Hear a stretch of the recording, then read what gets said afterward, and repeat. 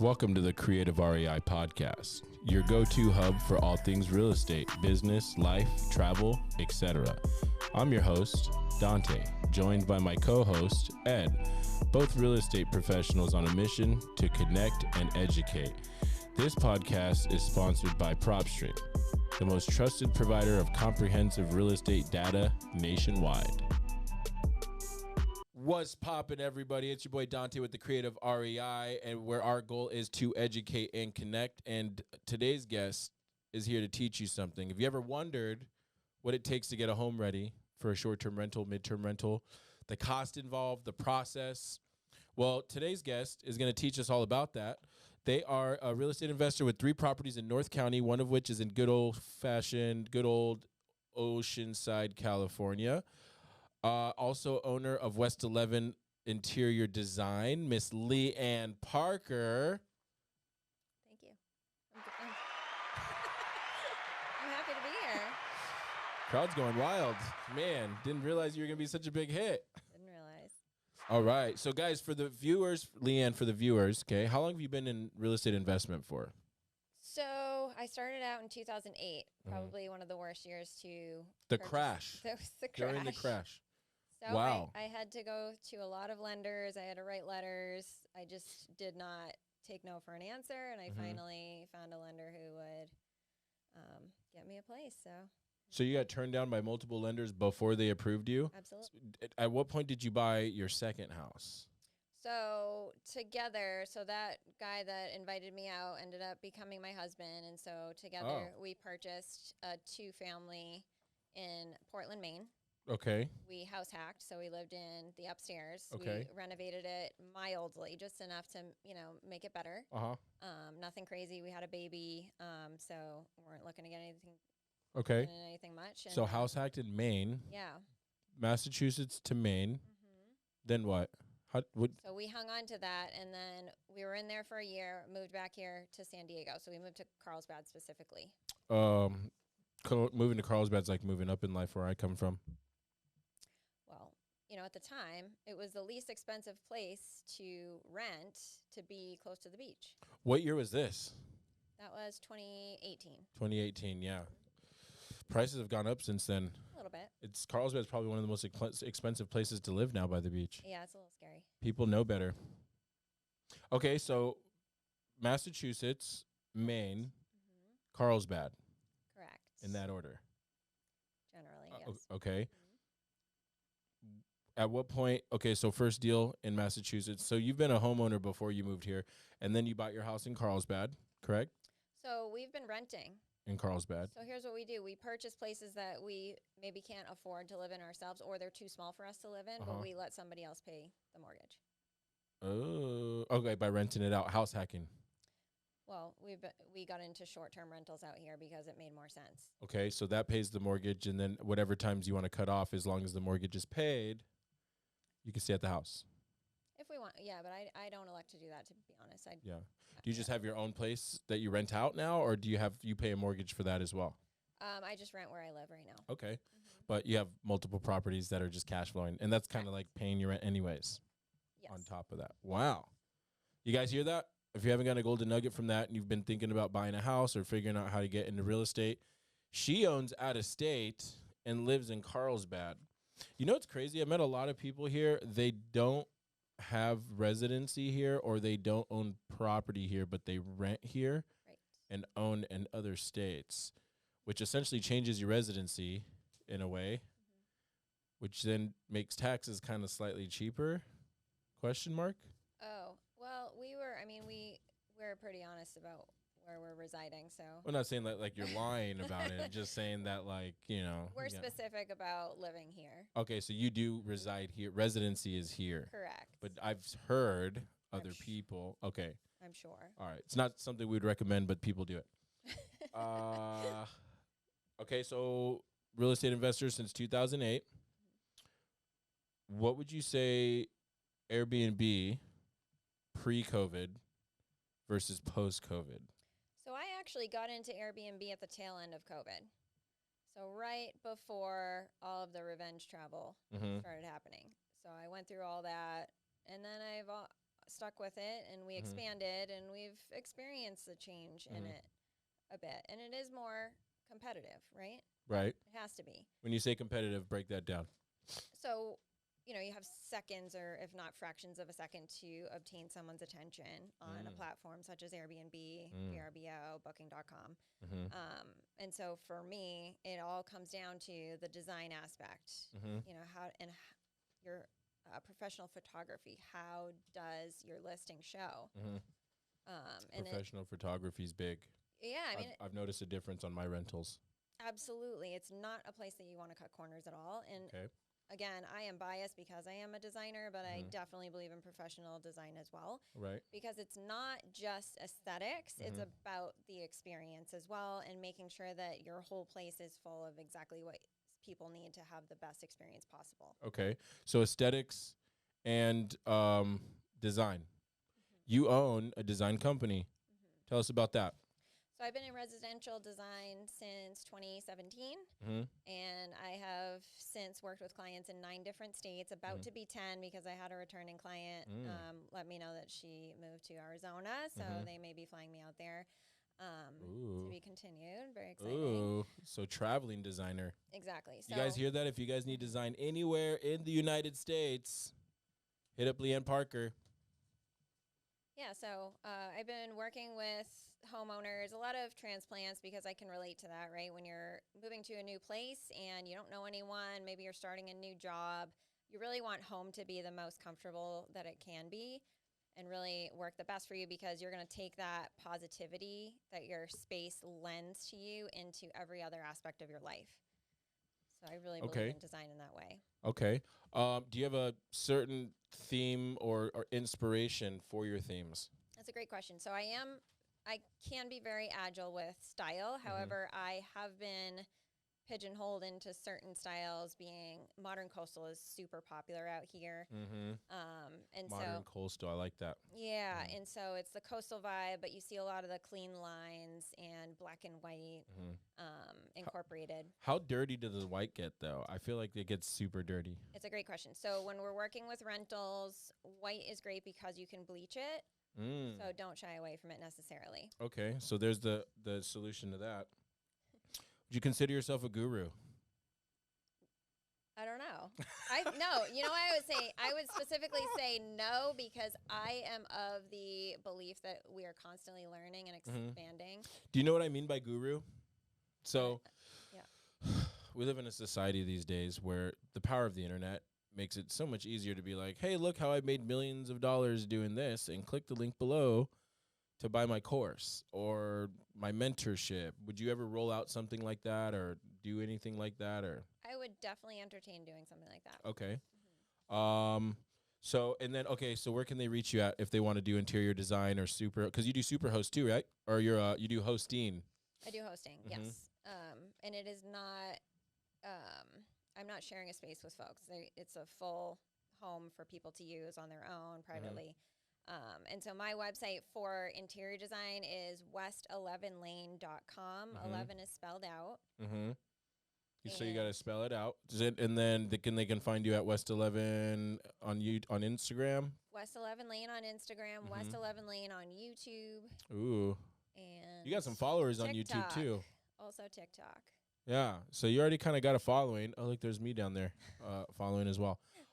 That's cool. So, so let me ask you this, okay? Because we preach this all the time, online presence, right? Seems like you got a very big one. Oh, not very big, but I mean, it's there. It's there. It's solid, right? How much business would you say you get from that? So I have gotten probably most of my business from Instagram. To be honest, I'm generally on there every day. I am very casual and real. I like to show people behind the scenes. And I did have someone reach out to me recently because of YouTube. However, I have a very small following over there right now. But I am going live every Thursday night, although not tonight because I'm here. Oh, I'll be there tomorrow. That's okay. We ruined it. No, we can be flexible. But so every Friday, I'm actually doing a free room layout for folks. So you just have to apply. Send me an email at hello@west11lane.com. Okay. and measurements and photos of your space, and I'll do a full layout for you just so that you get an idea of scale and where things should go. Do you have any like local meetups where you talk to people, or have you spoken at any meetups yet? Not yet, but if you have any ideas, let me know. I definitely will. I think meetups are just excuses to go out and drink. Probably.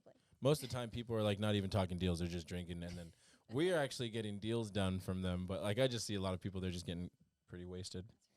Okay, so we're gonna go into the next part of the episode where we ask the people in live all the questions, and so you have quite a bit. How did you get started? We already asked that, Viv. I'm sure you saw that. Vivian Yip and you should. I'm gonna introduce you to her. You need to meet her. She said, "Super good strategy. I'm trying to convince Canadians to invest in the U.S. for this reason. Not sure what she meant by that, but sounds dope. Airbnb outside of the country.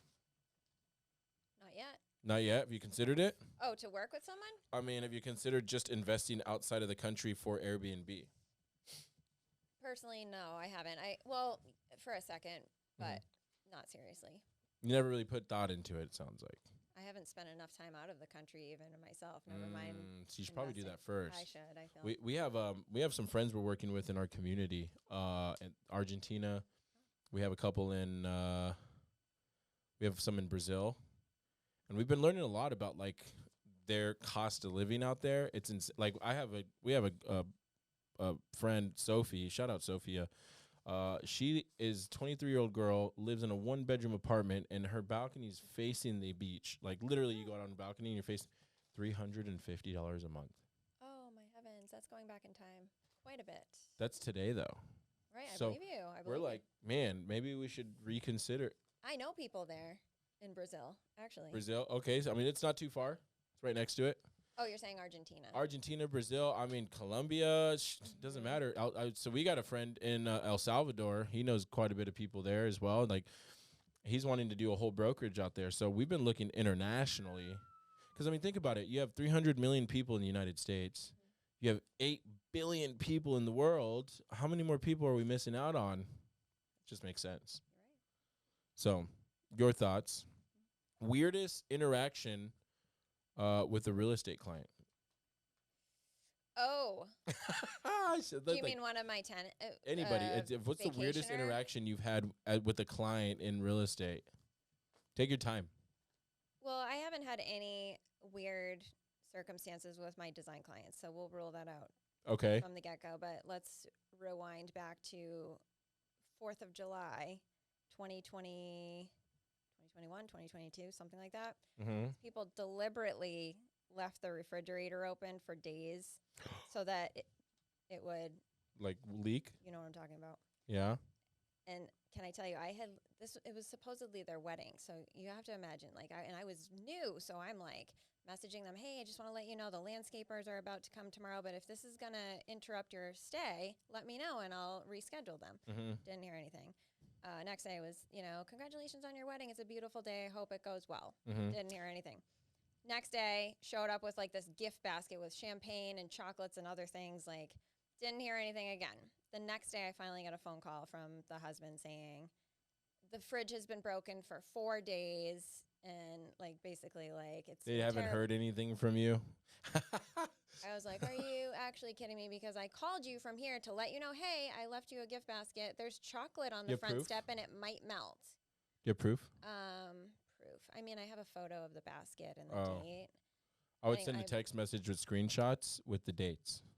I believe I tried to do this. Also learned a lot about Airbnb in this circumstance, by the way. I just watched a video about Airbnb, and they're like asking for a refund, and because they did it, they did a review saying the house smelled like dookie. Oh. Simply because they couldn't get a credit. Well, that's the thing. They left me a 1-star review. It's my only poor review that I've ever had. I literally they're pacing. He was like super like angry, crazy in my front lawn. The neighbors were stopping to look. They were trying to kick the appliance guy out of the house when he was like fixing it. He literally fixed it too. Like, slightly ignorant-ish. Crazy. Ignorant-ish. And they didn't get whatever amount they wanted from me because I'm like, this doesn't make any sense. You let me know. It's 4th of July. It's a Sunday. Ooh, And I on brought you 4th a of July. I brought you a cooler. I brought you the big things of ice, 3 bags of the giant bags of ice. You know how big I am, right? So Yeah. I'm lugging all this. It's super hot out. And, you know, the guy's a dad. It's like you don't know to get a cooler and a ice, or if you have relatives here, have them call me if you have no time, right? Yeah. There were so many solutions to the problem. They were obviously scamming me. Yeah. I And mean, then it sounds like a finesse. it really, and they let me know on my front lawn that they had already done this to another host in Arizona, and I was like, there you go. Like I listen for clues Like all about. openly just let you know Yeah. that they're trying to. I was Damn. like, listen. So yeah, so she's crying and whatever else and like making stuff up, and then I was like, I don't even know why I was still there, honestly. It was like over an hour. I was still there. I just wanted to make sure the fridge was fixed, to be honest. I didn't Yeah. know this appliance guy. And then he called me after and was like, are you okay? Like he was like really concerned about me. Right, because you 'Cause watched it the was whole thing happen. awful. Yeah. And then so then they left me a 1-star review after all of that, and I'm like, I couldn't have bent over backwards more for people, honestly. The basket cost me $100. Other than that, that's your only experience? It's my only bad experience. And you've been doing this for how long? 3 years. In 3 years, this. one bad experience. Damn. For short term. That's actually pretty good. Oh, well, I also did have a tenant who flooded my entire townhouse. That did happen too. So what to look for if I want to start getting into Airbnb? Any property specifics? Ooh, I good love question. that. So it depends. So one thing that we did learn, we have 2-bedroom units. So 2 bedrooms are good if you have a smaller square footage of space to deal with, because you don't have all that extra space to, pay utilities on, furnish, etc. And then also I feel like it's a good amount of space for like a group of 5, maybe a group of 6, things like that. Or, if you're going to get a larger square footage place or larger square foot place, I would get more bedrooms. That's what I would say. So 4 or 5 bedrooms, 8, 10, mini mansion. I don't know, maybe 4 bedrooms is Okay, probably solid. 4 bedrooms. Okay. Yeah. All right. So then next question is what is a common question you get asked about what is a common question you get when asked about what you do? It's a common question. So when you tell somebody what you do, what's a common question they ask? Well, I'll tell you, people usually say, what do you even do? Because I do so many things. Right. That is a common question for me. In general? Yeah, because I'm on YouTube, I am designing, I, do the rentals. Ooh, what was your roadmap to this career? What were you doing prior than real estate? So, good grief. So I actually am a college dropout. Add me to your list of Me those. too. I don't, whatever. I was a great student. I started in mechanical engineering. I did well. I just didn't like it. Yeah. I had an internship when I was in high school, and everyone stayed at their desk. They ate at their desk. There was no windows that I even remember. The only time people ever got up was to talk about bowling, and I was like, I just don't feel like Bowling this is is my the thing. place for me. Plus, I was very much a minority, especially back then. Like, I graduated from high school in 2000. So there were 3 women in my intro to engineering class, for example. Like, it was just a different world. So mechanical engineering to real estate investor. So I read Rich Dad, Poor Dad in my early 20s. And here's what I don't often tell people this, but I grew up in a life situation where it was like Rich Dad, Poor Dad. So I had my own family that I came from, my bloodline. Basically, there were 2 sisters. One married my grandfather, and the other married a business owner. And we were very close. It was like they were my grandparents. Pause. Yeah. Did you just say your sister married your grandfather? No. Oh, So I swear I just heard that. No. I swear I just heard that. No, my sister is married, but not to my grandfather. Okay, I totally thought you said that. Nope. Okay, So making sure I heard that. There were 2 sisters. Okay, 2 sisters. One married. One married my grandfather, which is where I came from. Okay, so the 2 sisters, not your 2 sisters. Not my 2 sisters. Clarification, good. Yeah. This is my grandmother now, who's in her 90s, that level. This is a Okay, long so time your ago. grandmother had a sister. Yes. Okay. She married a businessman. Okay. So these brothers came over from Italy. They started a grocery delivery business that expanded and got to like a 20-store chain. Okay. And they did well. And I grew up seeing that they had multiple homes. Like, this was just a thing. And the ones that owned the business. Exactly. Okay. Sometimes they were at this place. Sometimes they were at that place. Sometimes they were out of state. Like, they were all over. They were traveling, whatever. They were very, like, they would give you the shirt off their back, like, always super generous with us. And then I saw my grandfather was very much into real estate too, Mhm. which I can only imagine how much of a challenge it was to like be. It was based. How do you not compare, right? Mhm. But he did the best that he could. He was a barber, making, at a certain point, $8 a haircut, probably a lot less when he was younger, and still trying to invest in real estate. So Mhm. I saw this on both ends and making it work somehow. Like, it Mhm. didn't matter what you came from. You just have to be really focused and Right. really make it your goal. Right. And so I think that just made a huge impact on me. And it was the, wasn't necessarily females that I was like, oh, I want to aspire to be like them. It was Mhm. the males in my life. But yeah, Mhm.